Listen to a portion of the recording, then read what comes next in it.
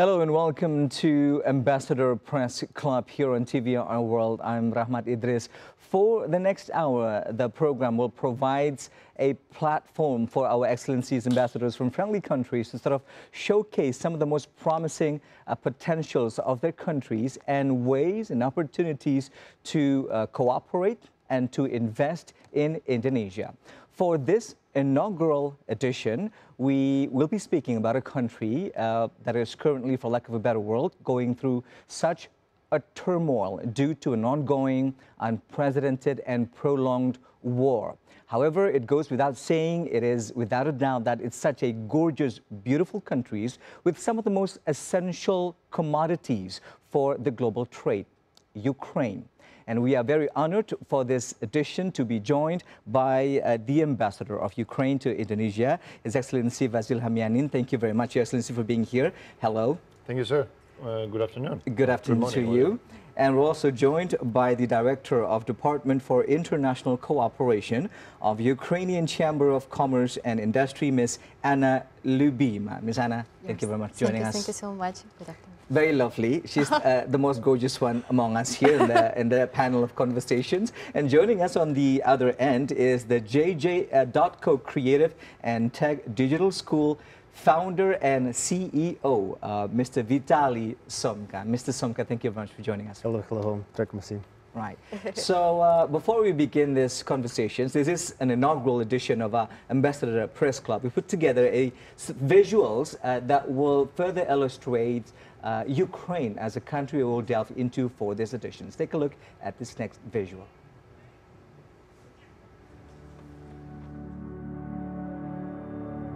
What is it like to be in Ukraine? To hear local legends and stories? To feel hospitality and genuine smiles that make you feel at home? To stroll along the streets of Kyiv or Lviv and admire breathtaking places, steeped in history and diverse, often intriguing culture? To connect with locals, to explore and find something new. To feel how much is still to be discovered here. To feel welcome. To fall in love with this country and its people.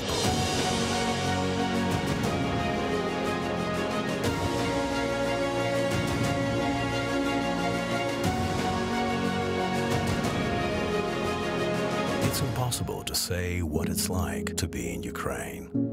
All you have to do is come and experience it for yourself.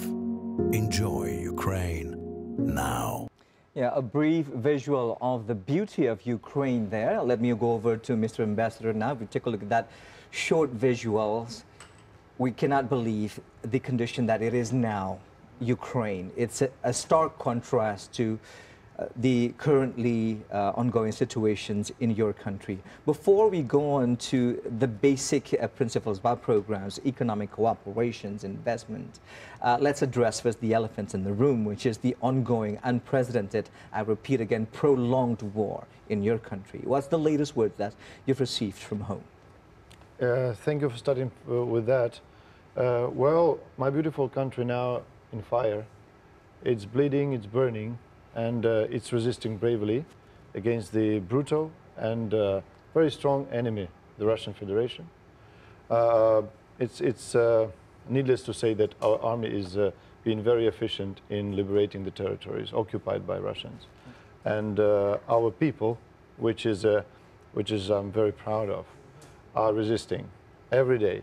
They wake up with the words Merdeka atau mati, and they go to bed at night with the words Merdeka atau mati, freedom or death. So that's what I would say. It's like about 99% of the population who thinks like that.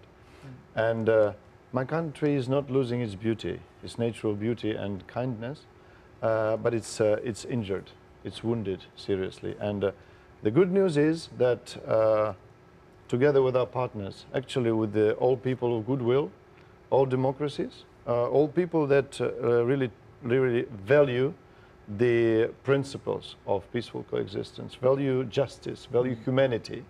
Together with them, we are opposing, now we are fighting very efficiently, as I mentioned, and we'll definitely win this war, and we'll be back to the peaceful life very soon, I hope. Being a sovereign country. And when you say that, it's heartwarming when you say that we will win the war. That's a, what is it, a very enthusiastic words, something that bears a deep meaning for us to hear.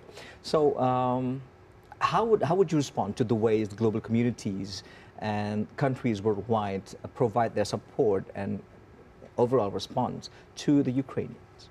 Actually, I would talk in terms not providing the support to Ukraine or supporting Ukraine. What they are supporting is humanity, democracy, and peace by opposing the brutal aggression from Moscow fascist regime. So this is what's going on, actually, and the support we receive every day, every week, every minute, I could say that. It could be of different nature, but it helps a lot.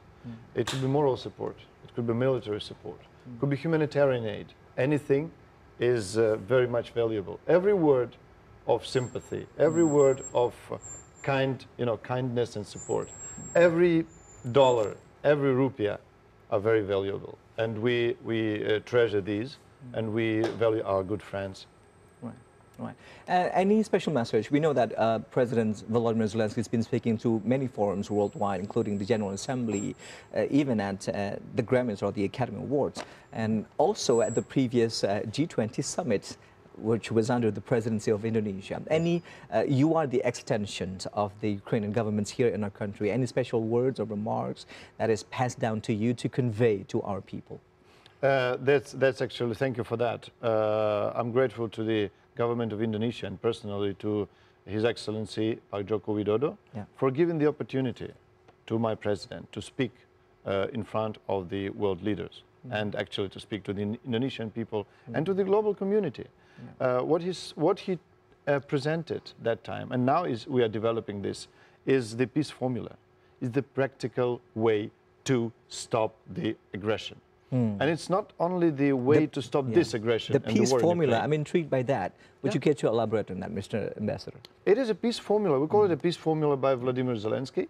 And it contains like 10 points, which are crucial for the global peace and security, like nuclear security, food security, energy security, opposing the ecocide. Basically, it's about the preserving nature and ecology.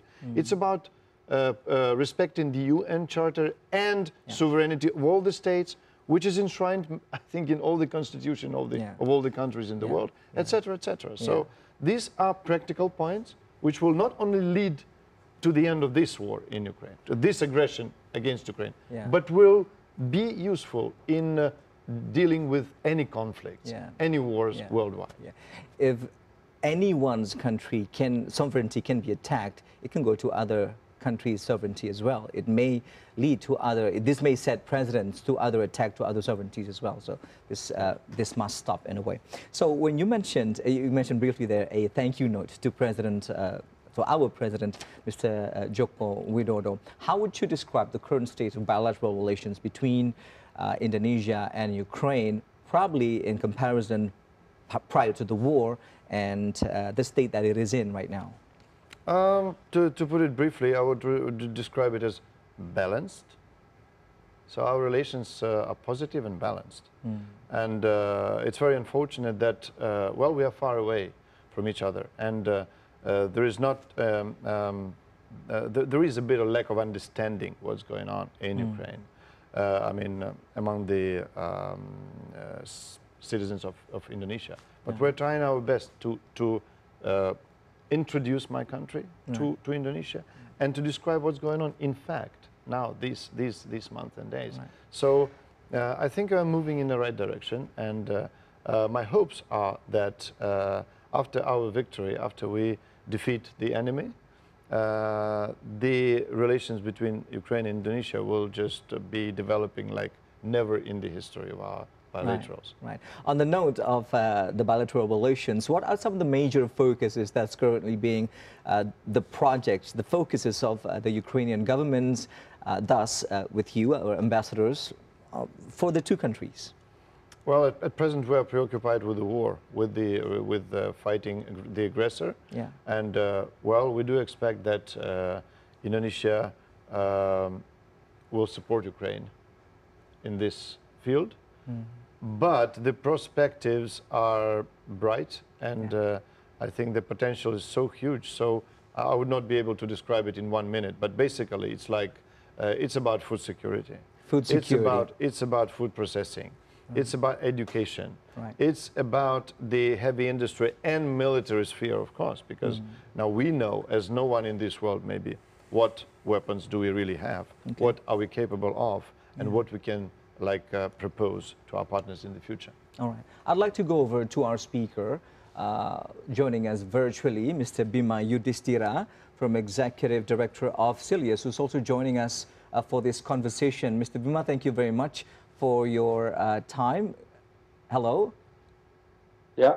Yeah. Mr. Bima, I've been speaking to His Excellency Ambassador of Ukraine to Indonesia. From your current perspective as an economic analyst, what's the current state of foreign direct investments and the opportunities for friendly countries to do so in our country? Yeah, just before the war broke out between the Ukraine and the Russia, we see that the Ukraine positions in the number 47th rank out of 95 countries. So Ukraine actually is very important. Yeah. Need new potential for the investment to come to Indonesia, especially that Ukraine also import a lot of food, a lot of CPO, palm oil from the Indonesian company. So we hope that the Ukraine position from number 47 before the war broke out will be jumped at least in the big 25 investment origin countries. So many that the Excellency Ambassador from the Ukraine said previously about the food processing industry, manufacturing sectors. I think this kind of benefiting both Indonesia and Ukraine as well. Because when the Ukraine need palm oil, they can invest in the downstream process of the palm oil into food, raw materials, intermediate products, even for the cosmetics that the Ukraine people need. So it will bring more valuable investment for the Indonesia. And the second thing, I think we need to mention about the digital investment.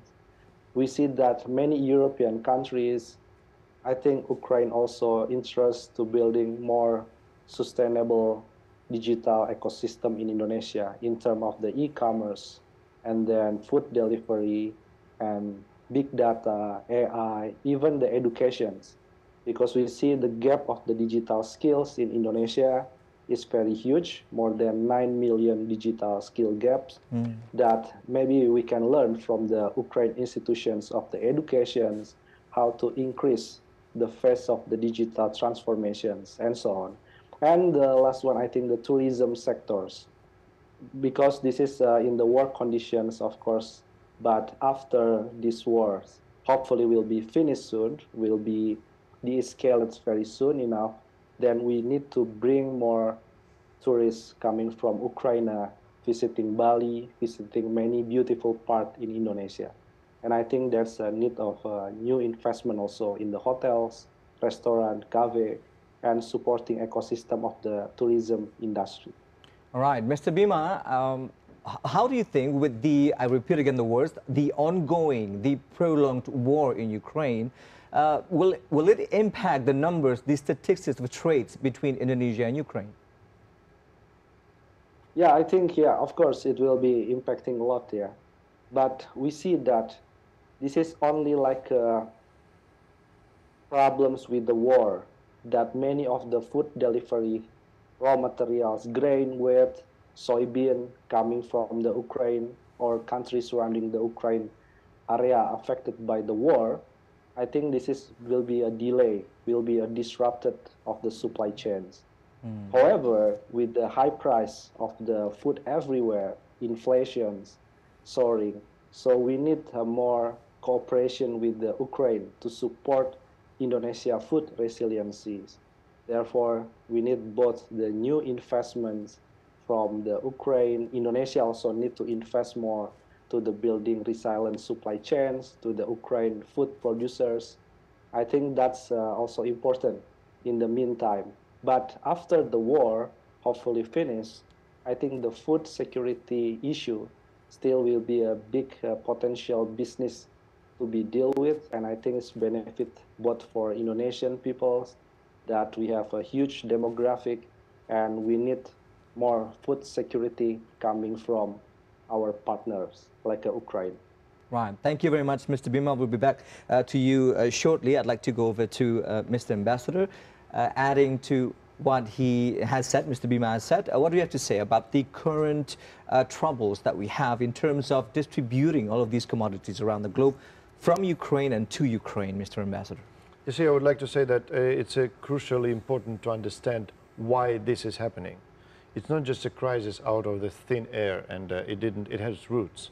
And the roots is the Russian aggression in Ukraine. So, as we see, it caused series of crises, like food crisis, energy crisis, financial crisis, logistics crisis.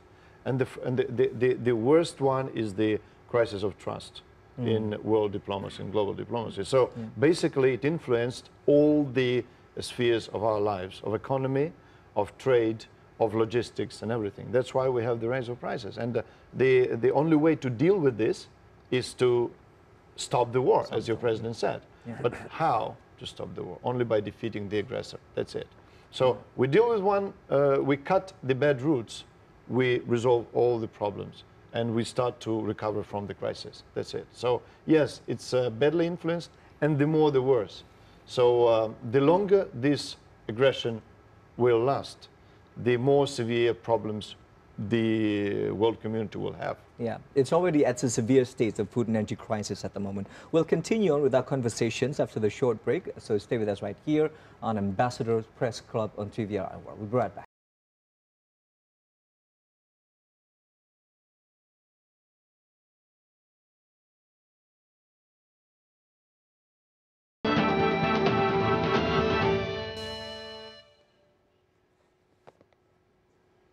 Welcome back to Ambassador Press Club here on TVRI World. I'm Rahmat Idris. We're still speaking with the Ambassador of Ukraine and a number of major stakeholders coming into Indonesia for this program. And before we head over to the Director of Department for International Cooperation of the Ukrainian Chamber of Commerce and Industry to talk about the prospects of cooperations in the industries between Ukraine and Indonesia, let's take a look at this next visual.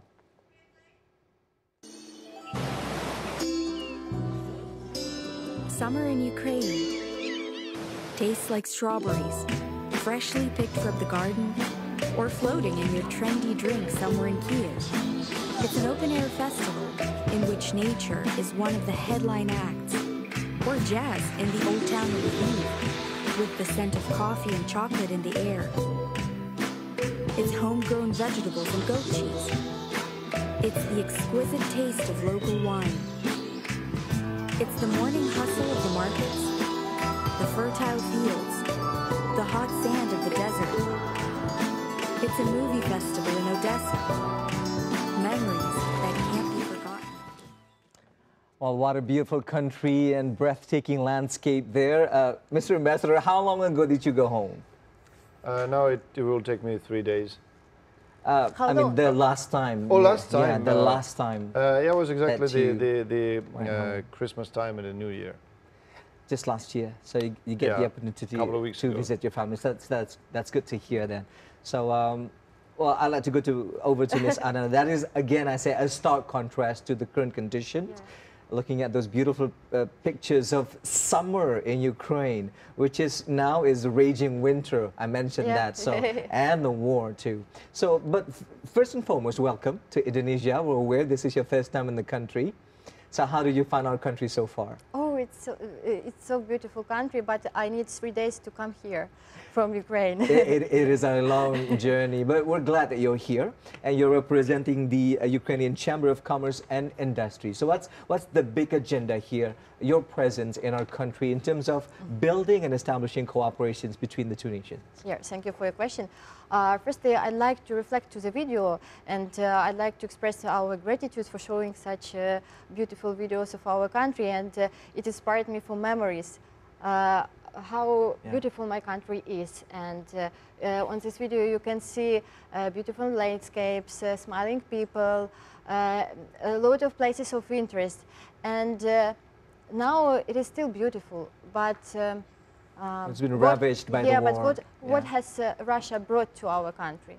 Blackouts, destroyed buildings, and plundering of cultural sites, and just not good things, you understand. Yeah. And we are still smiling, but our eyes can answer all the questions without any word. On behalf of the Ukrainian Chamber of Commerce and Industry, what do you have to bring over to the table of conversations in terms of building these cooperations with Indonesia? So why I'm here? We'd like to find new points, perspective for our further cooperation. And I have provided a lot of meetings with business circles in Indonesia that are interested in cooperation with Ukraine. And as well, I represent organization that is a voice of Ukrainian business. And we are still operating like 60% of our Ukrainian companies. And as I told you, we are still operating. Our companies continue to they are looking for new opportunities, they are looking for new markets. And according to the statistics and data, our trade turnover amounted to $1.3 billion in 2021. But according to the data of previous year, 2022, it is fell down up to more than 93%. Just imagine, it's almost totally. Yeah.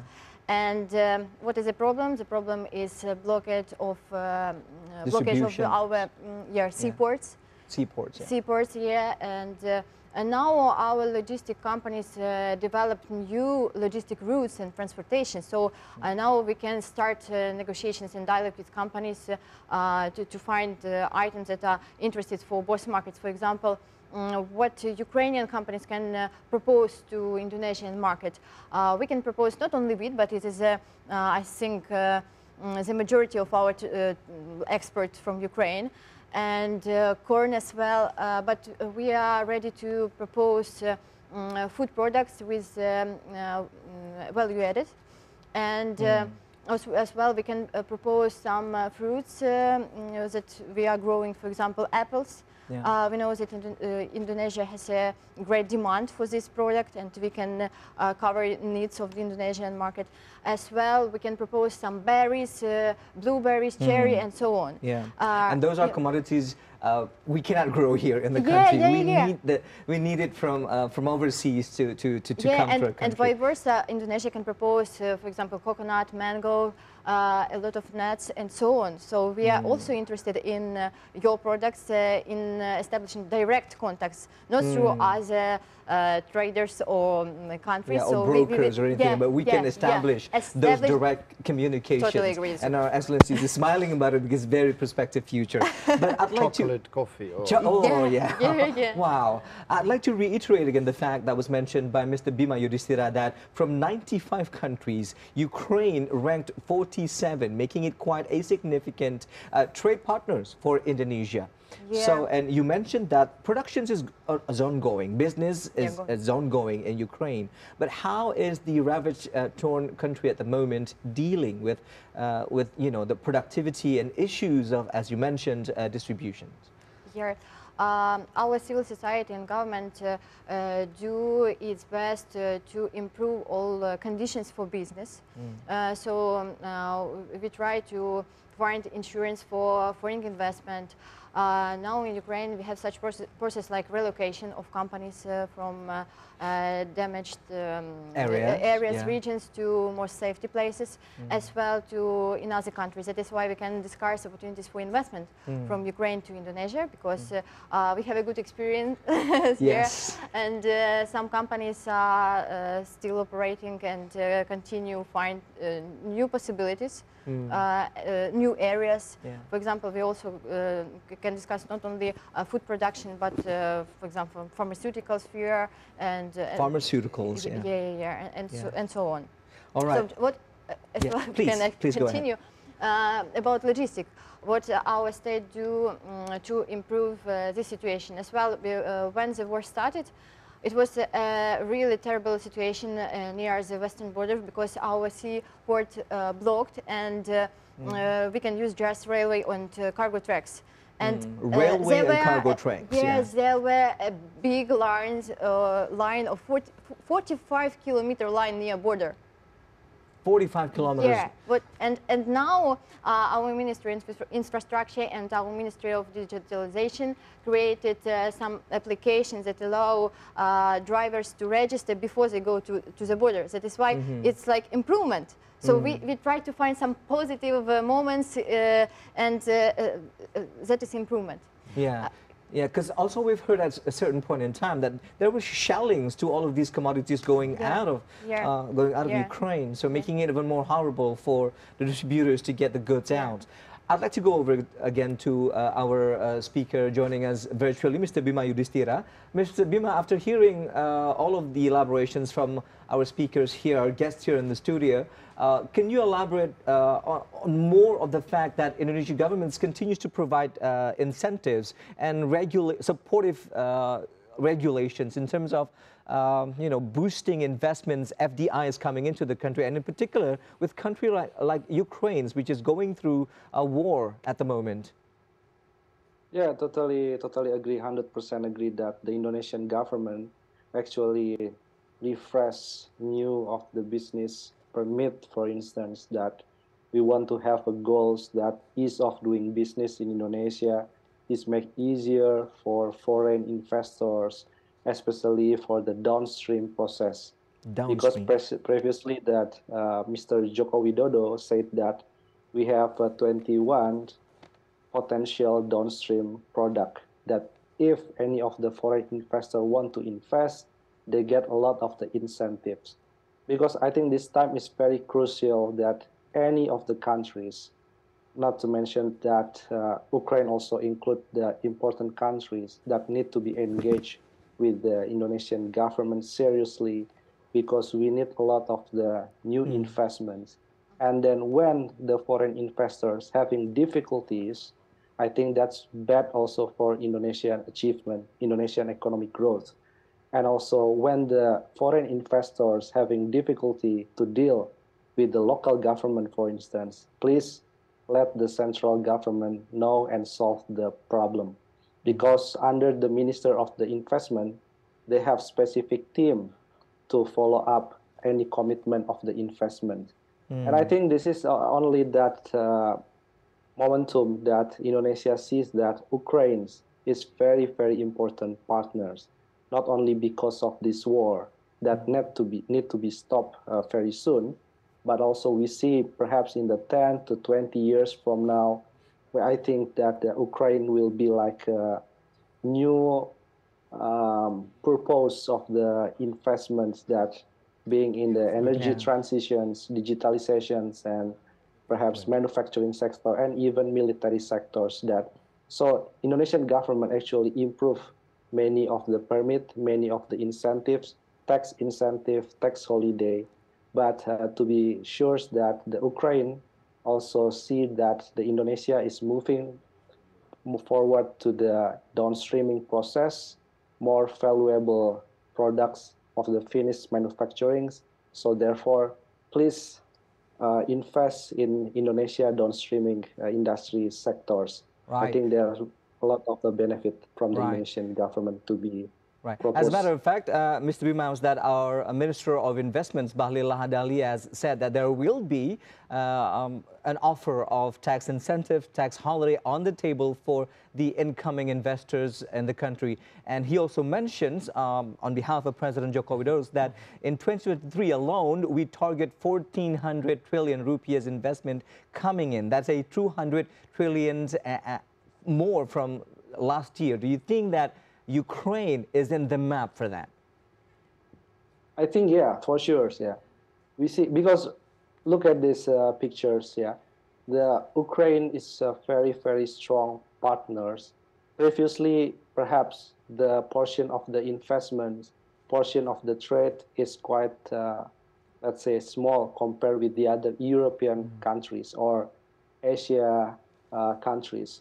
But from this war, we acknowledge that without support from the Ukraine in the food, in the energy, I think the inflations in Indonesia, economic growth in Indonesia will be very, very difficult to maintain in the stable position. We'll be right back right here on Ambassador Press Club. Don't go anywhere.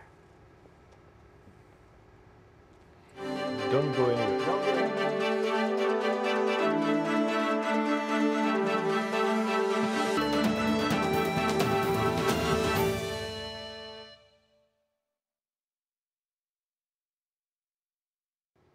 Welcome back to Ambassador Press Club here on TVRI World. We're still talking with the Ambassador of Ukraine to Indonesia, His Excellency Vasil Hamyanin, and other stakeholders coming in from Ukraine. And as we've discussed a little bit, we've touched on the digital landscape and other opportunities to invest, to cooperate with Ukraine. We've put together special visuals for us to look at before I head on to the person in charge of the particular business in the country. Take a look at this next visual. So what is UX writing? Frankly, as far as careers go, it's very fresh. It's crispy fresh, barely a decade in the mainstream. And nobody dreamed of being a UX writer as a kid because it did not exist. And even now, if you ask a person on the street, they're not going to tell you what a UX writer is, even though they see and use the product of our craft every day. Your mom or uncle, when they call a cab, when they look up train schedules, when they order takeout, they use what a UX writer created and they have no idea. And we can teach you how to do it. A little bit about the course itself. We've broken it down into 5 modules, so it covers theory, practice, and your own project coursework. If you've never worked anywhere near this industry, don't worry about it, because we're going to go over all the basics. We're going to give a good, rich introduction so you won't feel lost. But also, if you do have some experience and you just want to catch up, the course goes into enough detail, it covers enough ground for you to get a lot out of the program and up your skills and up your knowledge. What makes this course unique, and what I haven't seen done anywhere else in the industry, is focusing on other things than writing. Not just how to do designs, how to do interfaces, but how to be a successful teammate, how to be a part of the team. What I mean is that I've seen so many people fail their interviews because they were unable to answer how they gather context, identify problems. Are they able to iterate on their behavior, on their teamwork? What makes them a good teammate is a huge part of having a successful career, which is why we've dedicated a special module specifically to that. A course is built in a way that you can exit and start working immediately, because you will have enough knowledge to do that. From my first job up until now, when I work for Shopify, I have never once looked back or doubted my choice. I love what I do, and I hope to ignite the same love for content design in you. So sign up, and I'll see you there. All right, a brief overview there of the JJ.co education, and we're here with the founder and CEO of JJ.co Creative and Tech Digital School, Mr. Vitaly Somka. Vitaly, please enlighten us on what your institution is all about. Hello, hello. Thank you so much for this opportunity. I hope this discuss very important for our countries. Yes, about JJ. JJ is educational technology startup. We have some vision about a new economic, about new digital world. What this world will be in future, and we believe new young people co-create this world, and our school want to give new IT professionals. Our school have products, programming, coding, yes, design, marketing, but we want to build in future game development specialists. So it's quite comprehensive, all the sectors you're touching. Yes, it's all IT professionals who need now, who need to take now some new job or future job, because every year new IT company open a new job and a new specialist IT. Yeah. So how does exactly your business operate in Indonesia, and how does it involve the local stakeholders and the local people, and inviting potential investments, be it from Ukraine or other countries? You know, Indonesian youngest people very open for new opportunity, for new network, for new communication. We don't have some problem with it. When we launching our startup JJ Indonesia, we looking for new network, new company, new IT expertive practice who work in Indonesian company such as Gojek, Tokopedia, Blibli, and the marketplaces. It's all company. Are we building a metaverse here or something? It's a concept that's quite popular, but probably not everyone's been familiar with it. Like, things can be done digitally, people can work remotely now, they can go on holiday while working at the same time. Is that the concept for the future in your vision? My vision is JJ want give young people a social lift. What I mean? Uplifting. Yes, Okay. Social elevator. Yeah. Because good quality offline education very costly now. Yeah, for Indonesia. Very costly. Yes. So. And now our business model give some material programs from zero from zero to hero, from zero to it's practically to pro, and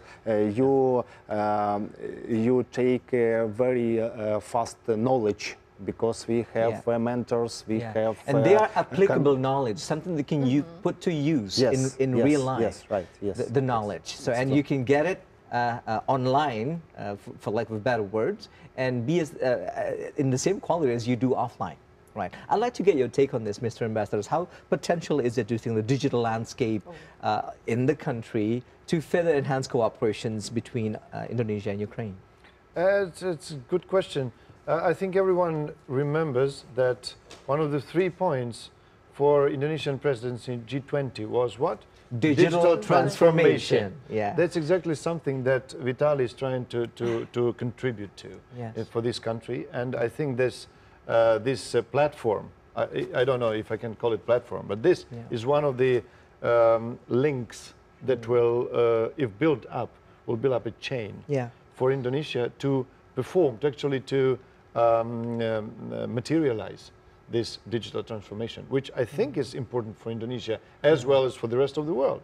So what they do, they're trying to invest, not materially, not like with money.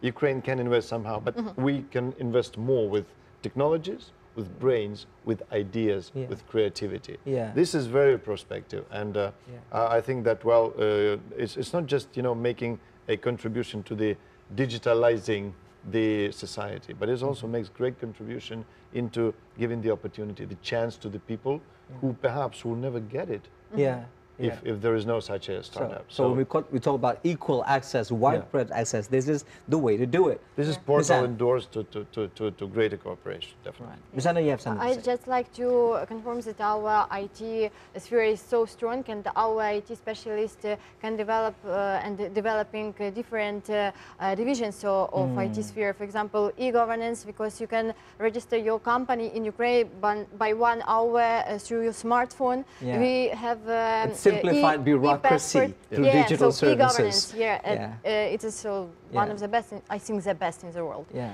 And as well cybersecurity and development of application, as well agri-tech, because our IT specialist is also like developing this sphere of activity. All right.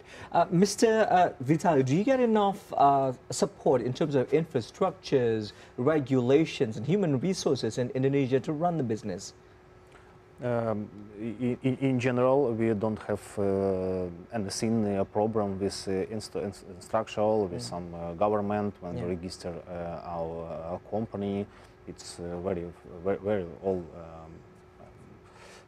very good. You're in a good way right now. Have you established communications, let's say, I don't know, with the Ministry of Communications and Informatics or other stakeholders relevant to your business, and what were the responses from them? What do you mean? Established communications with our ministries, for example, is in charge of digital transformation, as mentioned by His Excellency, because these sort of business, digital businesses, most of them, they have to go through the Ministry of Information. So I'd like to know if you've built those communications with them and the responses that you've received. Not yet now in this size, because now we have every month hundreds student with us, and we think about this. A potential market, for your company. All right, we'll have to take a quick break again, Your Excellencies, and Anna and also Mr. Vitaly will be right back with more discussions here on Ambassador Press Club. Stay with us.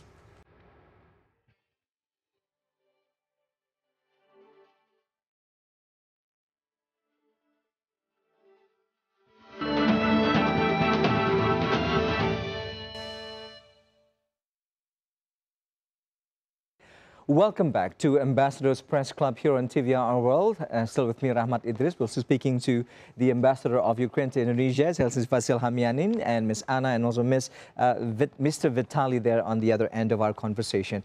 And before we continue on with that conversation, we've put together another visual. It's coming in from Ukraine on the beauty of culture of the country. Take a look.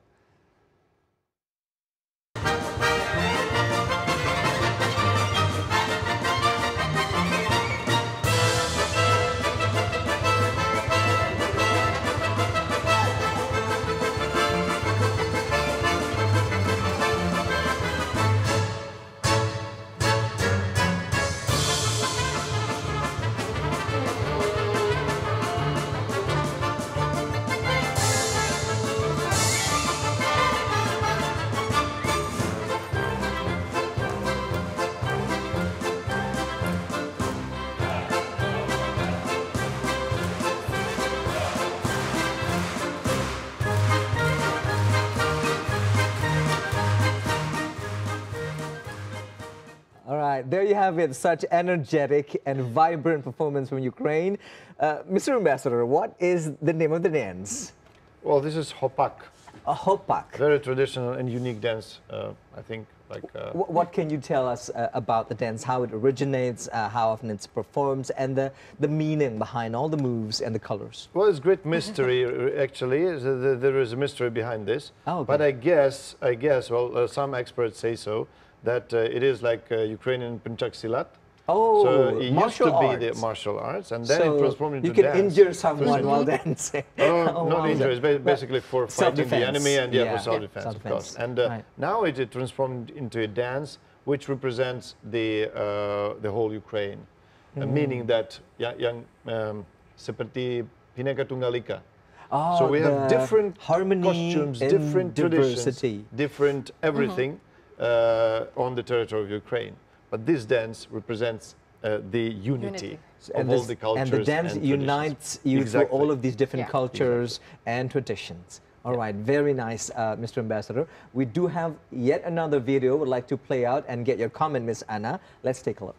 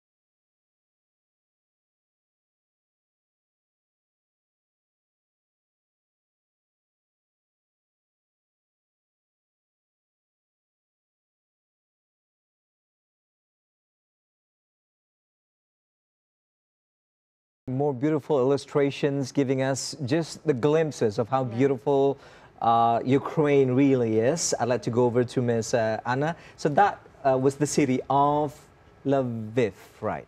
Correct me if I'm wrong. Yes, there are Or a lot of cities. other cities as well were in the picture. Yes, this video shows how diversified our country is, because there are a lot of regions with his own identity and history. And you can see that there are a lot of historical buildings and monuments and places of interest, and there are a lot of modern buildings and places. And university, Mr. Ambassador said, making it a prominent destination to visit, be it for a touristic purpose, also educational. Yeah, also, well, and also education, because a lot of our universities are sites to visit because of historical value. Right. But nowadays there is a threat of missile attack, missile attacks here and there, shelling. And even I remember the day in November, our museum of Hanenko was targeted by Russian missile, and it's museum, national museum in the center of Kyiv. Just imagine, there is a front line, but in each city there is a threat that everything can be destroyed. And before war started, our tourism was like key destination for a lot of tourists from different countries. And a lot of Indonesians come to Ukraine to visit, to see something interesting. Not to mention the historical values that go missing with all of these attacks and war. And nowadays, a lot of regions are occupied. And for example, Donetsk region, Crimea, part of Kherson and Zaporizhia region are occupied for nowadays, and a lot of cultural sites are plundered by Russian troops. That is why it's a real threat for our culture. Right. Anything to add, Mr. Ambassador? Well, I think it's perfectly true, and you know, Ukraine actually is underdeveloped in terms of the not underdeveloped, to say like unknown for many people. Because from those visuals, they're not. Unknown. I don't think that it's really advanced and modern. No. I mean, in terms of the tourist attractions are unknown. And people, when they come there in winter time, they need to see that video, Mr. Ambassador. They need to see that. I mean, I'm glad we played that. But we will recover that, and I do hope that more Indonesians will visit Ukraine in different seasons and in different regions. We'll continue on with the final segment of our conversation. However, we'll take a short break. Stay with us right here on Ambassador Press Club. We'll be right back in just a few minutes after the short break.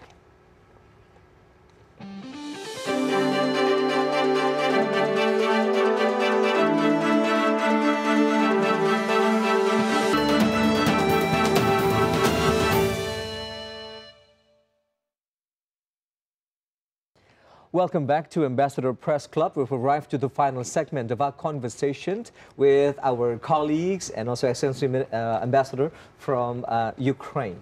So this is it. We've come to the final part of our conversation. I'd like to get the final assessment from each and every one of you. I'll go over to Mr. Vitaly first. What do you see in the future for the digital landscape of Indonesia? And as you said, elevating the people who have scarce access to this digital advancement? I think Indonesian market very grows in future, and I believe Indonesia need and must integrate in all democratic, all progressive on technology world.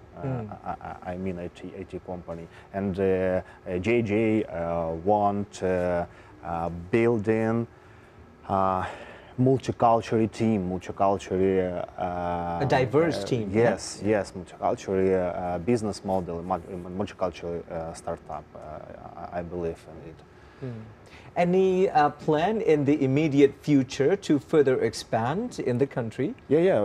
We think about this, and we built some strategy. Now JJ fundraising the first seed round in the station, $1 million USD, and we. I think we expand in 20-24 years. I don't know what country it will be next, but I think we launch in Vietnam, Malaysia. So big plans ahead there. Why not? My generation need build a new world, a new future, and we want live in a good, free world. And connected seamlessly. Yes. And you mentioned the year 2024. One thing I can assure you, it's going to be a challenging year in our country because we're going to be electing a new president. It's going to be contentious. It's a political year, 2024, but also the year where we're going to be moving to a new capital of Nusantara in East Borneo, East Kalimantan. Any plans for that particular thing? Any plans to invest or to ask stakeholders to come along for the new capital? Not yet, but I think about this. You think about it. So you can't tell any of the plans yet. Okay. Miss Anna, words from you, please. Yeah, so now we are creating and developing short-term and long-term strategy for our bilateral cooperation. Yeah. And now we are preparing some guides how to doing business in Indonesia and doing business in Ukraine for Indonesian companies. Yeah. And I think the quickest way to open up international trade and mitigate economic crisis is to stop war. And we call on to all international community that Russia withdraws their troops from our territory, and the war is over. Right, right. And your hopes for the business and for the engagements of economic activities between Indonesia and Ukraine in the future? I think it will grow, and we expect it for this year. Right. So talks about the exchange of commodities will take place just before you leave, I suppose. So how will it go? Sure. We are working on this, and as we told, our business is still operating, and despite the situation with the changing of supply chains, we can continue, and that negotiations that we have already established, it will succeed. Right, it will succeed. So it's gratifying to hear from you. From you, Excellency Ambassador, so what can we expect moving forwards, the bilateral relations between Indonesia and Ukraine? We assume, I mean, we can be visionary at this point in time that the war will be over. So, what I would like to draw your attention to is that our potential of cooperation is much bigger than the results we've achieved so far. So, the point will be how to re-establish the communications between our businesses, between our governments, on various levels, between Kadin and the Chamber of Commerce of Ukraine, on all levels. So this is about the re-establishing the communications. And then, my belief and I'm convinced that together we are stronger. Together we are more creative. Together we are more productive. So it's no other ways but just win-win cooperation for Ukraine and Indonesia. Cooperations that benefits each and every one of us. Well, this is all the time that we have for this conversations on the Ambassador Press Club. I'd like to extend my gratitude. Thank you very much. Ukraine Ambassador to Indonesia, Your Excellency Dr. Vasil Hamianin, thank you very much. And also, oh, Maturnu. That's thank you in Japanese. She just arrived 4 days ago, so I need to tell her. So that's another word in Japanese for thank you very much. And I'd like to thank also Director of Department for International Cooperation of Ukrainian Chamber of Commerce and Industry, Ms. Anna Lyubima. Thank you very much, Ms. Anna. Terima kasih. Terima kasih banyak. And on the other end, I'd like to thank the founder and CEO of JJ.co Creative and Tech Digital School, Mr. Vitaly Somka. Thank you very much. And also on the other end, virtually, would like to thank the Executive Director, our Economic Analyst from Silios, Mas Bima Yudhistira Andi Negara. Finally, I'm Rahmat Idris. We hope the conversation has shed a light on the beautiful and prospective cooperations in the future for the bilateral relations between Indonesia and Ukraine. Thanks for watching. Bye-bye.